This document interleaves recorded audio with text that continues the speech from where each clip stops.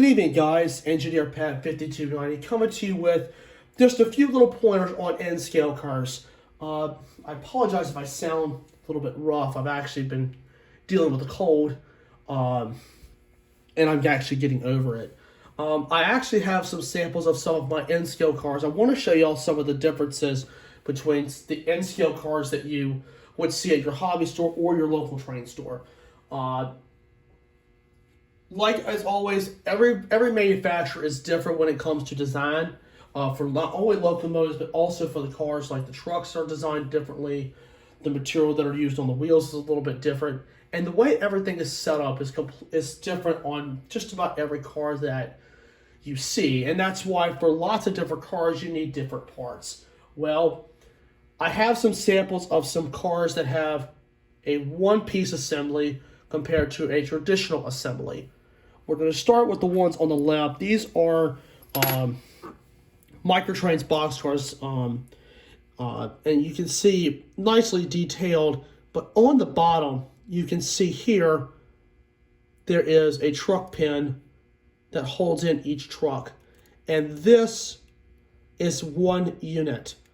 You can take off the coupler cover to replace the couplers, but that is actually not recommended, because if you lose the coupler, it's literally gone off. You won't be able to find it. So when you have a bad truck on these, I would just recommend take off the entire truck with coupler and everything, salvage the parts of what you can, and put brand new parts on there to save yourself some time.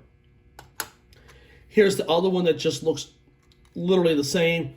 You got your truck pins. These are plastic wheels, and once again, the same coupler design. Now, some of these are a little bit differently, but most of the manufacturers are going with this design, just so a model railroader can simply just pull them off and put new ones on and make it very, very simple. But I love Microtrains not only for their detail, but also for their wheels. They actually have a really nice plastic wheel.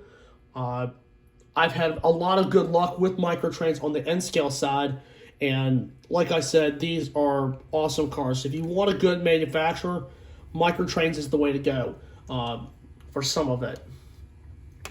Now we're going to shift to the other side, and we're going to look at some cars that actually have a screwed-in truck with an actual separate coupler. And both of these are Athearn. I actually fixed this one recently. As you can see, it has metal wheels, which most of the manufacturers are going to now. To me, it's a better wheel and it lasts longer. But as you can see right here, you have a truck screw and you have a coupler screw. If you want to replace couplers on this, you can do it, but there's a lot of things you can do because this was very hard. You take the truck off, but you have to have a Phillips head screwdriver with a point on it like I have here, or one of the smaller ones to unscrew this screw. And changing the coupler out is just like changing one out on HO. But you have to be very mindful of the way you put the screw back in. Recommended, do this on a bench with a piece of carpet so the pieces will not bounce on something hard like a countertop, a tabletop. And if you drop something, you can pick it up. Always recommend to have a magnet with you. I currently don't have one of these on the shelf right now, but that's one of the things I would recommend. So that's that one. This Union Pacific coal liner, same design. You've got a truck screw and you have a coupler screw, because you have the coupler with the coupler pocket, which is on the actual top part, and you also have the coupler cover, which on the real railroads is called the drawbar assembly. So the drawbar assembly and the coupler are all the same, are all within the same thing. But Athearn cars are good, Atlas cars are good. There's a lot of cars that are good, but Microtrains, Athearn, Bachmann's got a pretty good one.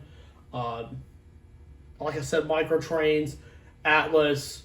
There's a lot of good ones out there. Now, when it comes to parts, some people are thinking, well, I don't know what to get. Well, Bachmann has a wheel. It's a pretty thick wheel. But sometimes the smaller trucks like these don't accommodate a thicker wheel. You have to go with something smaller.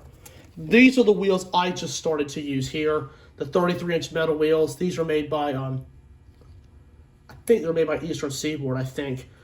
These are really good. They work really well with Atlas cars, and they also work well with the Lifelike cars from back in the day. This is really, really good. I just started using these, and this was really good to use. Now, if you have a separate coupler assembly like these cars, you're probably wondering what couplers to use. Well, you can use McHenry's. McHenry's is what Athearn equips all their cars with. McHenry's are really good. I started using these for the Railbox car not too long ago, and these are pretty good couplers where the spring actually popped out and the coupler actually busted. So I went to this and it was perfect. So it's good to have some McHenry's in your parts box. If you have wheels that are still in good shape, you want to switch them out with another car, you can do that. I have learned to do that to interchange parts. So you're technically saving money on one car while you're waiting on parts for another one. So just a few end scale pointers tonight on just some of the some of these cars are designed. Like I said earlier, you're going to have some small tools. You might even want to recommend having a Phillips head screwdriver with a small point on it, where you can get the smaller screws if you don't have a small Phillips head, an extremely small one. Locomotives, the difference, there are some different ways that the couplers are installed on locomotives. Some of it is harder than others. If it's a knuckle, it's basically a little coupler pocket, pop the screw off and put the coupler on it. For engines, if you want to get them converted, you can try to do it yourself, or you can take it to a licensed mechanic. For cars, it's pretty simple once you just do 2-3 of them and you get the hang of them. But the cars are where a lot of the fun is at. So I thought I would share a little bit of information on this for some of you who are maybe into N scale. So I hope this video was of some help. If you have questions, please leave comments in the description box and I'll be glad to answer them. And just remember, Model Railroad Mondays is the first Monday of every month in relating to Model Railroad stuff. So if you have questions in the meantime, please leave a comment. But just don't forget, Model Railroad Mondays is the first Monday of every month. So where we sit back and we ask questions on model railroads and maybe some repairs and new releases and having some fun. So definitely tune in on that coming up here real soon. The next episode, as a matter of fact, stands on February the 6th. So please be ready for that. A time is to be determined. So I hope this video was of some help. So just remember, smash the like button, drop a comment down below, hit that subscribe button, and I will see you guys on the next one. Take care, guys, and I will see you down the main.